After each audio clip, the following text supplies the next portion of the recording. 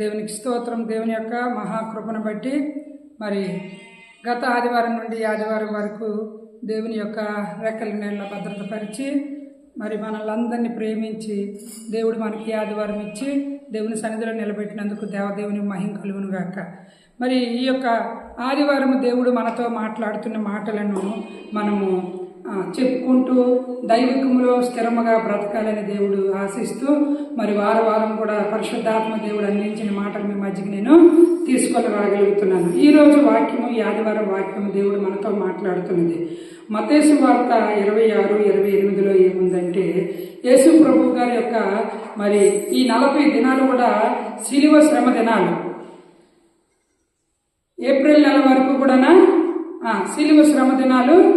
దేవుడు మన కొరకు నలిగిపోయిన ఆ నలుగుబాటు రక్తాన్ని కార్చటము, ప్రాణాన్ని పెట్టడము, ఇవన్నీ కూడా ఈ 40 దినాల సిద్ధపాటు కలిగి దేవుడు ఉపవాసం ఉంటూ మరి మనందరి కొరకు కూడా యేసుక్రీస్తు గారు తన రక్తాన్ని కార్చి ప్రాణం పెట్టిన ఆ దినాల్లోనే, ఆ గడియల్లోనే మనమందరం కూడా ఈ శ్రమ దినాలు జ్ఞాపకం చేసుకొని, ప్రార్థనలు చేసుకొని, విజ్ఞాపనలు చేసుకొని, ఉపవాసాలు ఉండి మరి దేవుణ్ణి మనము మరి పోలికగా నడుచుకోవాలని ఆశిస్తూ ఈ 40 దినాలు మనం ముందుకు సాగిపోతున్నాం. ప్రతిరోజు కూడా యేసు ప్రభు గారి యొక్క ఆ శిలువ మరణాన్ని మనం జ్ఞాపకం చేసుకోవాలి. ఈ 40 దినాలే కాదు, ప్రతిరోజు కూడా దేవుడు మన కొరకు రక్తము కార్చి ప్రాణం పెట్టేది ఎప్పుడు కూడా మనము ప్రతిరోజు కూడా జ్ఞాపకం చేసుకున్నట్లుగా ఉండాలి. 40 దినాలే కాకుండా అయితే ఈ 40 దినాల్లోని ఇప్పుడు ప్రాముఖ్యమైన దినాలు ఇవన్నీ కూడా. అయితే యేసు ప్రభు గారు మరి బైబిల్లో మనం చూస్తుంటుండగా తన రక్తాన్ని కార్చి మన కొరకు ప్రాణం పెట్టిన దేవుడు ఈ లోకంలోని ఎవరైనా ఉన్నారా, ఎక్కడైనా ఉన్నారా, వెతికిన ఎక్కడ దొరకరు. యేసు ప్రభు గారు ఒక్కలే ఆ ఒక మంచి మార్గంలోనికి నడిపింపబడి మనల్ని కూడా మంచి మార్గంలోనికి నడిపించిన యేసు ప్రభు గారు. అయితే ఈరోజు దేవుడు మనతో మాట్లాడుతుంది రక్తము పాప క్షమాపణ నిమిత్తము దేవుడు ఈరోజు మాట్లాడాలని ఉద్దేశం. అయితే మత్తయి సువార్త 26-28లో ఇది నా రక్తము అనగా పాప క్షమాపణ నిమిత్తము అనేకుల కొరకు చిందింపబడుచున్న నిబంధన రక్తము. ఏమంటే ఒక్కరి కొరక, లేకపోతే బాప్తిసం తీసుకున్న ఒక క్రైస్తవుడి కొరక, లేకపోతే ఒక సేవకుడి కొరక, లేకపోతే ఒక ధనవంతుడి కొరక దేవుడు నిబంధన రక్తాన్ని చిందించాడు. అంటే మరి వాక్యం చదువుకునే దాంట్లో ఏముందంటే అండి, అనేకుల కొరకు అతను రక్తమట చిందించాడటండి. మరి పాప క్షమాపణ నిమిత్తం అనేకుల కొరకు చిందింపబడుచున్న నిబంధన రక్తము. ఒక్కరి కొరకు కాదు, ఒక ప్రాంతం కొరకు కాదు, ఒక దేశం కొరకు కాదు, కానీ అనేకుల కొరకు ఆయన నిబంధన రక్తాన్ని. నిబంధన అనగానే ఇప్పుడు చూడండి, రక్త సంబంధులు అని మనం చెప్పుకుంటున్నాం. రక్త సంబంధులు, మా రక్త సంబంధులు, మా నాన్న రక్త సంబంధులు, మా అమ్మ రక్త సంబంధులు అని మనం చెప్తూ ఉంటామే. అయితే ఇప్పుడు దేవుని యొక్క వాక్యంలో ఉన్న కొన్ని మాటల్లో మనకు కనబడుతుంది. ఈ నిబంధన రక్తం అనగానే దేవుడు ఆయన యొక్క సొంతము. మనం ఎవరిమి? ఆయన యొక్క మా తల్లిదండ్రుల యొక్క రక్త సంబంధులని ఎలా చెప్తున్నామో, ఆయన నిబంధన రక్తాన్ని మన కొరకు, ఆయన బంధువులు మనము, ఆయన పిల్లలు మనము, ఆయన మన కొరకు రక్తాన్ని కార్చిన దేవుణ్ణి మనం కలిగి ఉన్నాము. ఆ నిబంధన రక్తము మనందరి కొరకు ఆయన చిందించాడండి. అందుకనే వాక్యం సెలవిస్తుంది, అనేకుల కొరకు చిందింపబడుచున్న నిబంధన రక్తము అని ఆయన యొక్క రక్తంలోనే ఘనమైన పేరు ఉందండి. నిబంధన రక్తం ఎవరైనా చిందించారా అండి? ఎవరైనా మరి రక్త సంబంధుల్లోనే సమస్య వస్తే అంత బ్లడ్ కావాలి, అంత బ్లడ్ ఇవ్వండి అని అంటే ఇవ్వగలుగుతా ఉన్నారండి? కాదు. కాబట్టి ఈరోజు మనం నేర్చుకోవలసిన ఆ నిబంధన రక్తము యేసు ప్రభు గారు నీ కొరకు, నా కొరకు చిందించారండి. కాబట్టి దేవుని పిల్లలుగా ఈరోజు దేవుడు మనతో మాట్లాడుతున్నది. మరి ఇది నా రక్తము అనగా పాప క్షమాపణ నిమిత్తము అనేకుల కొరకు చిందింపబడుచున్న నిబంధన రక్తము. పాప క్షమాపణ ఎవరైతే పాప క్షమాపణ పొందుకుంటారో, తండ్రి నేను ఒక పాపిని, నన్ను క్షమించు అని దేవుని పాదాలు పట్టుకొని మనం శరణం కోరుకుంటామో వారి కొరకైన నిబంధన రక్తాన్ని చిందించి ప్రతి పాపము నుండి కూడా విడిపించి రక్షించిన దేవుడిని మనము కలిగి ఉన్నాము. కొన్ని అంశాలు దేవుడు మనతో ఆ నిబంధన రక్తం కొరకు కొన్ని మాటలు దేవుడు మనతో మాట్లాడుతున్నాడు. అయితే మరి కొన్ని మాటలు చదువుతుంటున్న మనము మరి ఒక వాక్యంలోకి వెళ్తున్న మనము, వాక్య భాగంలోకి వెళ్తున్న మనము, దేవుడు మరి ఈ యొక్క మరి చాలా మందికి ఈ మధ్యన అంతా కూడా సెల్స్లోని టీవీల్లోని వార్తలు మనం వింటున్నాం. గొప్ప దైవజనుడు, దేవుని బిడ్డడు, మరి భయంకరంగా అతను మరణాన్ని మనం అందరం కూడా టీవీల్లో, వార్తల్లో, సెల్స్లోని అన్నిటిలో చూస్తూ ఉన్నాము. ఇన్నాళ్ళు ఏంటంటే సెల్ చూడాలంటే అవసరమైనది దేవుడి వాక్యము, ఏదో ఇంపార్టెంట్ అయినవి చూసేవారు. ఇప్పుడు ప్రతిరోజు కూడా ఒక దైవజనుడు, గొప్ప పేరు, దేవుని మాటలు చక్కగా పలికినవాడు, జ్ఞానవంతుడైన దైవజనుడిని మరి ఆ ఒక యాక్సిడెంట్ అని చెప్పి చాలామంది చెప్తా ఉన్నారు. చాలామంది ఆ స్థలం దగ్గర మరి అటువంటి యాక్సిడెంట్ అయ్యి ఆ విధంగా మరణము కాదు, ఇది హత్య అని చాలామంది చెప్తున్నారు. ఏది ఏమైనప్పటికండి ఆయన చాలా గొప్ప దైవజనుడు, మరి చాలామందికి ఉపయోగపడే దైవజనుడు. మరి ఆ ఒక స్థలంలోనే అలాగా చనిపోయి కనిపించడం అనేది చాలా మందికి చాలా బాధాకరంగా, నేను అలాగే సెల్ చూస్తున్నప్పుడు చాలా బాధ అనిపించింది. అయ్యో తండ్రి, ఎంత జ్ఞానాన్ని పుంజుకొని వచ్చిన ఈ దైవజనుడు, దేవుని మాటలు ఎంత చక్కగా వివరిస్తున్న దైవజనుడు ఇలాగ అపసాక్షి అయిపోయాడు ఆ తండ్రిని చాలా బాధ అనిపించింది. అతను రక్తము చిందించాడండి. చాలా మందికి ఆయన యొక్క దేవుడిచ్చిన జ్ఞానాన్ని పట్టుకొని చక్కటైన బోధ చేశాడు. ఏది అవసరమైతే ఆ డౌట్స్ కూడా అడిగినప్పుడు డౌట్స్ కూడా క్లియర్ చేసిన ఆయన మరి ఆ విధంగా చంపబడ్డారో, మరి యాక్సిడెంట్ ద్వారా జరిగిందో అదంతా కూడా దేవుడికే తెలుసును. చూచుచున్న కన్ను ఒకటి ఉందండి. మన దేవుడు చూచుచున్న దేవుడు, చూడలేని దేవుడు కాదు, చూచుచున్న దేవుడు. ఆయనకు అన్నీ తెలుసును. ఒక దినం వస్తుంది, అంతవరకు వెయిట్ చేస్తే దేవుడు ఉగ్రత, కోపము, ఎవరు ఏమి చేశారో అనేది వాళ్ళు రహస్యముగా దాయాలనుకున్నా అది బయటికి దేవుడు వ్యర్థపరిచిన రోజు వస్తుంది. కాబట్టి దేవుని బిడ్డలుగా మనం ప్రార్థిద్దాం, ఆ కుటుంబం కొరకు మనం ప్రార్థిద్దాం. మరి ఎంతో చక్కటైన దైవజనుడు ఆయన ఈరోజు చాలా మంది హృదయాల్లోని ముద్రింపబడ్డాడు. కొంతమందికి ఏంటంటే అతను చనిపోక ముందు కొన్ని మాటలు అతను వినలేదు, చనిపోయిన తర్వాత ఇతనిది ఏంటనేది చాలా మంది చూసి ఎంత చక్కటైన దైవజనుడు అని తెలుసుకునే వారు కూడా ఉన్నారు. అంటే అతను బ్రతికుండి కూడా దేవుడి వైపుకి అనేకమైన మాటలతో నడిపించాడు, చనిపోయి కూడా ఆయన మాటలను నడిపించినట్లుగా మరి ఈరోజు మనము చూస్తున్నాం. కాబట్టి ఇంత గొప్ప దైవజనుడు మరి ఈ విధంగా జరగడం అనేది ఈ దైవ సేవకుల విషయంలోని ఇప్పుడు ఐక్యత సంఘంలోని సేవకుల్లోని ఇంకా ఇంకా ఐక్యత ఎక్కువ అవ్వాలి. ఎక్కడ ఐక్యత కలిగి ఉంటే అక్కడ కార్యాలు దేవుడు చేస్తానన్నాడు. కాబట్టి ఆ ఐక్యత కలిగి ఆ కుటుంబానికి ఒక మంచి ఒక మరి ఆ విధంగా అది చాలామంది ప్లాన్ చేస్తున్నారు, రకరకాలుగా ప్లాన్లు చేస్తున్నారు.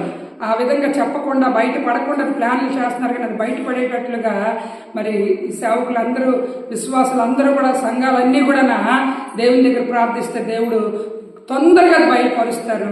కాబట్టి సహనంతో ముందుకు సాగిపోదాం. దైవజనుని మనము జ్ఞాపకం చేసుకొని ఆ కుటుంబం కొరకు మనము ప్రార్థనలు చేద్దాం. అంతేకాదు ఇక్కడ చూసుకుంటుండగా రెండు మాటల్లో మనకు కనబడుతున్నవి. నిబంధన రక్తము దేవుడు మన కొరకు చిందించాడు.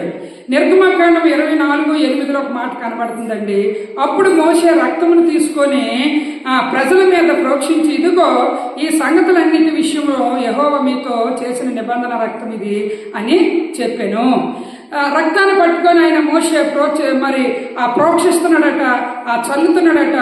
ఇది దేవుడు మరి నిబంధన రక్తం ఇది అని చెప్పాడటండి. అక్కడ కొన్ని మాటలు మనకి చదువుతుంటుండగా, మరియు మోషే యెహోవా మాటలన్నీ వ్రాసి ఉదయం లేచి ఆ కొండ దిగి బలిపీఠం వద్ద ఇశ్రాయేలు 12 గోత్రముల చొప్పున 12 స్తంభములు కట్టి ఇశ్రాయేల్లో యవనస్తులను పంపగా వారు దహన బలులు అర్పించి యెహోవాకు సమాధాన బలులుగా కోడెలను వధించిరి. సమాధాన బలులు అక్కడ కట్టారు. మరి యేసు ప్రభు గారు ఆ ఒక దేవుని యొక్క లేఖనాలు సెలవిస్తున్నట్లుగా ఈ కోడి రక్తాలు కానీ, గొర్రె రక్తాలు కానీ, మేక రక్తాలు కానీ ఇవన్నీ కాదు, నీ కొరకు నా కొరకు స్వచ్ఛమైన రక్తము, ఆయన రక్తము నిబంధన రక్తాన్ని చిందించాడు. నిబంధన రక్తాన్ని చిందించాడు, అనేకుల కొరకైన నిబంధన రక్తాన్ని చిందించాడు. అంతేకాదు మరి పాప క్షమాపణ నిమిత్తము, నీవు పాప క్షమాపణ నీకు కలిగిందా, దాని నిమిత్తం నీ ప్రతిఫలం ఏంటంటే నిబంధన రక్తం నీ కొరకు దేవుడు చిందించాడు. చదువుకుంటుండగా లేవికాండం 17:11 రక్తము దేహమునకు ప్రాణము, మీ నిమిత్తము ప్రాయశ్చిత్తము చేయనట్లు బలిపీఠం మీద పోయిటకై దాన్ని మీకు ఇచ్చితిని, రక్తము దానిలోనున్న ప్రాణమును బట్టి ప్రాయశ్చిత్తము చేయును.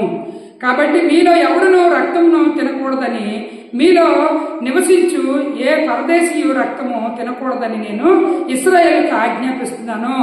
రక్తంలోని ప్రాణం ఉంటుంది కాబట్టి ఆ రక్తాన్ని తినకూడదని ఇశ్రాయేలు ప్రజలకు ఆ ఒక ఆజ్ఞను, ఆ మాటను తెలియపరుస్తున్నారు. కాబట్టి నిబంధన రక్తంలోని ప్రాణం ఉంది.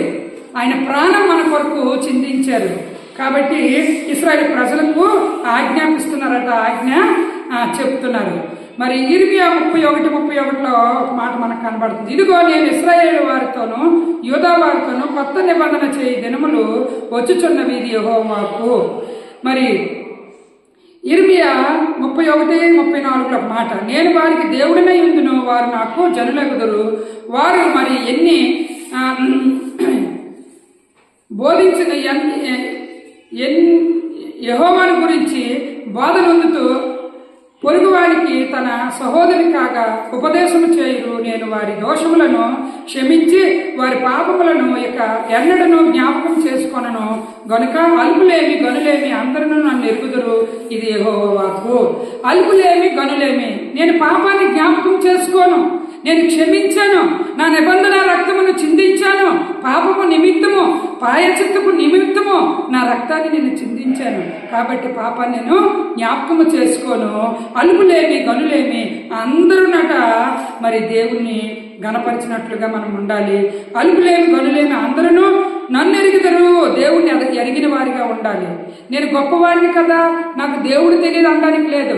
నేను పేదవాడిని కదా, నాకు దేవుడిని తెలియదని అనడానికి లేదు. గొప్పవారేమి అల్పులేమి అందరూ కూడా దేవుణ్ణి కనుగొనాలని, దేవుని తెలుసుకొని ఉండాలనేది యెహోవా వాక్కు. నన్ను ఎరిగిన వారిగా ఉండాలని దేవుడు వాక్కునిస్తున్నాడు. అంతేకాదు హెబ్రీ పత్రిక 13:20 గొర్రెలు గొప్ప కాపరైన యేసు అను మన ప్రభువును నిత్యమైన నిబంధన సంబంధముగా రక్తమును బట్టి మృతుల్లో నుండి లేపిన సమాధానకర్తయగు దేవుడు. మరి రక్తమును బట్టి మృతుల్లో నుండి లేపిన సమాధానకర్తకు దేవుడిని మనము కలిగి ఉన్నాము. కాబట్టి దేవుని బిడ్డలమైన మనము ప్రభువు నిత్యమైన నిబంధన సంబంధము రక్తమును బట్టి మృతుల నుండి దేవుడు లేపిన రక్తము. అంతేకాదు యేసుక్రీస్తు ద్వారా తన దృష్టికి అనుకూలమైన దానిని మనలో జరిగించు ప్రతి మంచి విషయంలోనూ తన చిత్త ప్రకారం చేయుటకు మిమ్మను సిద్ధపరచును గాక. యేసుక్రీస్తుని యుగయుగములో మహిమ కలుగును గాక. మరి ఆయన చిత్త ప్రకారం చేయడానికి మిమ్మును సిద్ధపరచును గనుక యేసుక్రీస్తు యొక్క మనల్ని దేవుడు సిద్ధపాటు చేశాడు. దేవుని బిడ్డలుగా ఆయన యొక్క నిబంధన రక్తాన్ని మన పాపాల నిమిత్తము నిబంధన రక్తాన్ని చిందించి మన పాపాన్ని జ్ఞాపకం చేసుకోనని వాక్యం ద్వారా చెబుతూ మరి దేవుడు మనల్ని ముందుకు నడిపిస్తూ మనల్ని బలపరిచే దేవుడిని మనం కలిగి ఉన్నాము. అంతేకాదు మార్కు సువార్త 1:4 మాట కనబడుతుంది. బాప్తిస్మిచ్చి యోహాను అరణ్యంలో ఉండి పాపక్షమాపణ నిమిత్తం మారు మనసు విషయమై బాప్తిస్మును ప్రకటించుచూ వచ్చెను. అరణ్యంలో ఒక కేక వినబడుతుంది. అరణ్యంలో ఒక కేక, అది ఏమనగా పాప క్షమాపణ నిమిత్తము మారు మనసు విషయమై బాప్తిస్మ కొరకు ఒక కేక భక్తుడైన మరి యోహాను అరణ్యంలో నుండి ఆ ఒక కేక అరణ్యంలోనే వినిపింపజేశాడు. అంతేకాదు లూకాసు వార్త 24:47 యెరూషలేము మొదలుకొని సమస్త జనములలో ఆయన పేరట మారు మనసును పాపక్షమాపణ ప్రకటింపబడినని వ్రాయబడి ఉన్నది. యెరూషలేము మొదలుకొని సమస్త జనములలో ఆయన పేరట మారు మనసు పాప క్షమాపణ ప్రకటింపబడినని వ్రాయబడి ఉంది. మారు మనసు పొందండి, పాప క్షమాపణ మీకు ఆ పాపాన్ని నుండి విముక్తిని వస్తుంది. మీరు ఆ పాపము నుండి ఆ శాపము నుండి మీకు విడుదల వస్తుంది. మీరు మారు మనసు కలిగి ఉండండి అని ఒక ప్రకటన బయలు వెళ్ళిందాడండి. అంతేకాదు హెబ్రీ 9:14 నిత్యుడొక ఆత్మ ద్వారా తన తాను దేవునికి నిర్దోషినిగా అర్పించుకున్న క్రీస్తు యొక్క రక్తము నిర్జీవ క్రియలను విడిచి జీవము గల దేవుని సేవించుటకు మరి మీ మనస్సాక్షిని ఎంతో ఎక్కువగా శుద్ధి చేయును.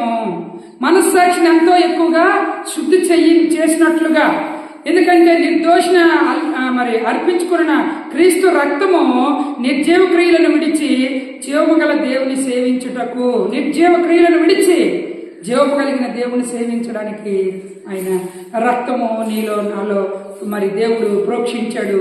మరియు ధర్మశాస్త్ర ప్రకారం సమస్త వస్తువులను రక్తము చేత శుద్ధి చేయబడునని, రక్తము చిందింపకుండా పాప క్షమాపణ కలుగుదని సామాన్యముగా చెప్పుచూ వచ్చెను. చూడండి, రక్త ప్రోక్షణ లేదే పాప క్షమాపణ లేదు, తద రక్తం పుణ్యదాన బలియాగం. కాబట్టి రక్త ప్రోక్షణ లేదే పాప క్షమాపణ లేదు. యేసు ప్రభు గారు నీ కొరకు నా కొరకు తన రక్తాన్ని చిందించాడు, ప్రాణాన్ని పెట్టాడు. రక్తములో ప్రాణం ఉంది.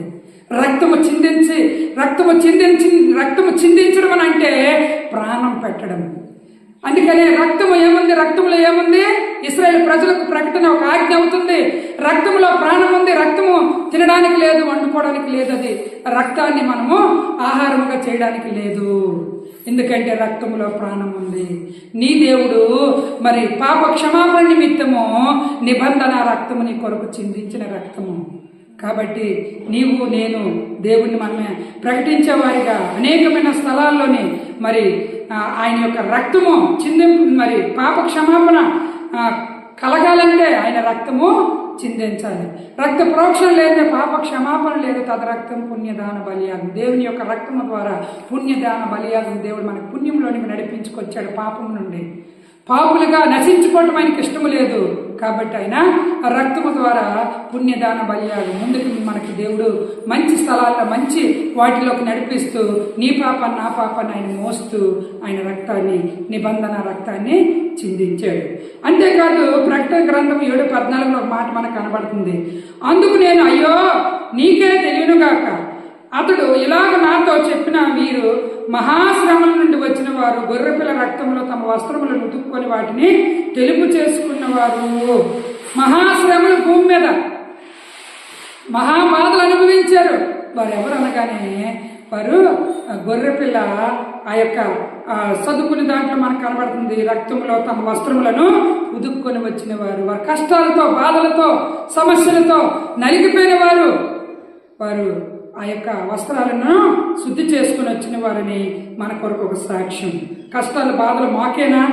ఎప్పుడు మాకేనా ఈ శ్రమలు? అందుకని ఇక్కడ చదువుకున్న దాంట్లో ఏముంది? మహాశ్రమల నుండి వచ్చిన వారు, గొర్రెపిల్ల రక్తంలో తమ వస్త్రములను ఉదుక్కున్నవారు. వీరిలో ఏ డాగు లేదు, వీరిలో ఏ మచ్చ లేదు. భూమి మీద మహాశ్రమలు అనుభవించుకొని గొర్రెపిల్ల రక్తం ద్వారా వస్త్రాలను శుద్ధి చేసుకుని వచ్చిన వారిని సాక్షి వెల్లడవుతుంది. మత్తయి సువార్త 20:28 లాస్ట్గా, అలాగే మనుష్య కుమారుడు పరిచారం చేయించుకున్నటకు రాలేదు గాని పరిచారము చేయుటకును అనేకులకు ప్రతిగా విమోచన క్రైదానముగా తన ప్రాణము ఇచ్చుటకును వచ్చినని చెప్పెను. దేవుడు పరిచర్య చేయించుకోవడానికి ఆయన రాలేదు. ఆయన నిమిత్తం పనులు చేయమని, ఆయనకి పని చేయమని దేవుడు చెప్పలేదు. దేవుడు ఆ పని నిమిత్తము మన కొరకు రాలేదు కానీ పరిచర్య జరిగించాలని దేవుడు. అలాగే మనుష్య కుమారుడు పరిచారము చేయించుకున్నటకు రాలేదు. నాకు ఈ చేయి నొప్పి పెడుతుంది, చేయి పిసకండి, కాలు నొప్పి పెడుతుంది, కాలు పిసకండి, ఈ పని చేయించుకోవడానికి ఆయన రాలేదండి. లేకపోతే నాకు ఆకలి అవుతుంది, నాకు గబగబగా వంట చేసి ఆ ప్లేట్లో కలిపి ముద్ద తినిపించండి అని చెప్పడానికి ఆయన రాలేదు. వాక్యం సెలవిస్తుంది. మరి అనేకులకు ప్రతిగా విమోచన క్రైదనముగా తన ప్రాణమునిచ్చుటకు వచ్చినని చెప్పాడటండి. చేయించుకోవడానికి, పని చేయించుకోవడానికి నేను రాలేదు. అనేక మంది కొరకు నేను ఒక ప్రతిగా నేను క్రైదనముగా తన ప్రాణాన్ని ఇచ్చుటకు నేను నా ప్రాణం ఇచ్చుటకు వచ్చాను. అనేక మందితో మంచి మంచి యేసు ప్రభు గారు మంచి మంచి ఆహారం తినాలంటే తినొచ్చునండి. ఆయన మంచిగా నాకు ఈ స్థలం బాగోలేదు, నాకు కుర్చీ తెచ్చి వెయ్యండి అని అంటే వెయ్యొచ్చునండి. కానీ యేసు ప్రభు గారు ఎవరితో ఏమీ చేయించుకోలేదు. ఆయన అవి చేయించుకోవడానికి రాలేదని వాక్యం కూడా సెలవిస్తుంది. ఒకటి విమోచన క్రయధనముగా తన ప్రాణం ఇచ్చుటకే దేవుడి లోకానికి వచ్చాడు. కాబట్టి దేవుని పిల్లలుగా ఈరోజు వాక్యం సెలవిస్తుంది, ఇది నా రక్తము అనగా పాపక్షమాపణ నిమిత్తము అనేకుల కొరకు చిందించుచున్న నిబంధన రక్తము. ఎవరైనా మాట మనకు భరోసా ఇస్తారండి? కానీ మన దేవుడు మనకి ఈ శ్రమ దినాల్లోని గొప్ప భరోసా కలిగిన మాట దేవుడు మనకి ఇచ్చాడు. ఏమిచ్చాడనంటే నిబంధన రక్తము, పాప క్షమాపణ నిమిత్తము నీ కొరకు నా కొరకు ఆయన నిబంధన రక్తాన్ని చిందించిన దేవుడు. కాబట్టి ఆయన రక్తంలో ప్రాణం ఉంది. కాబట్టి ప్రతి రక్తంలో ప్రాణం ఉంటుందని ఇశ్రాయేలు ప్రజలకు తెలియపరిచాడు. కాబట్టి రక్తము ప్రాణము నీ కొరకు నా కొరకు యేసు ప్రభు గారు చిందించారు, రక్తాన్ని కార్చారు, ప్రాణం పెట్టారు. కాబట్టి ఆ సత్యాన్ని గ్రహించి ఈరోజు మనము ప్రార్థనలు చేసుకుందాం. దేవా, ఈ శ్రమ దినాల్లోని నా కొరకు మా కొరకు రక్తాన్ని చిందించి నిబంధన రక్తాన్ని చిందించి ప్రాణం పెట్టిన దేవుడు అయ్యా. నమ్మకమైన బిడ్డలుగా నా కొరకు మా కొరకు ఈ లోకానికి నాయన సంతోషంగా ఆనందంగా ఉండి అందరితో పని చేయించుకోవడానికి రాలేదని వాక్యం సెలవిస్తుందయ్యా. దేవుడు వాక్యంలో ఉన్న మాట అలాగే మనుష్య కుమారుడు పరిచారము చేయించుకున్నటకు రాలేదు, కానీ పరిచారము చేయుటకును అనేకులకు ప్రతిగా విమోచన క్రయధనముగా తన ప్రాణం ఇచ్చుటకు వచ్చెను. ఆ మాటను పట్టుకొని మనం కళ్ళు మూసుకొని ప్రార్థన చేసి ముందుకు సాగిపోదాం. హల్లెలూయా.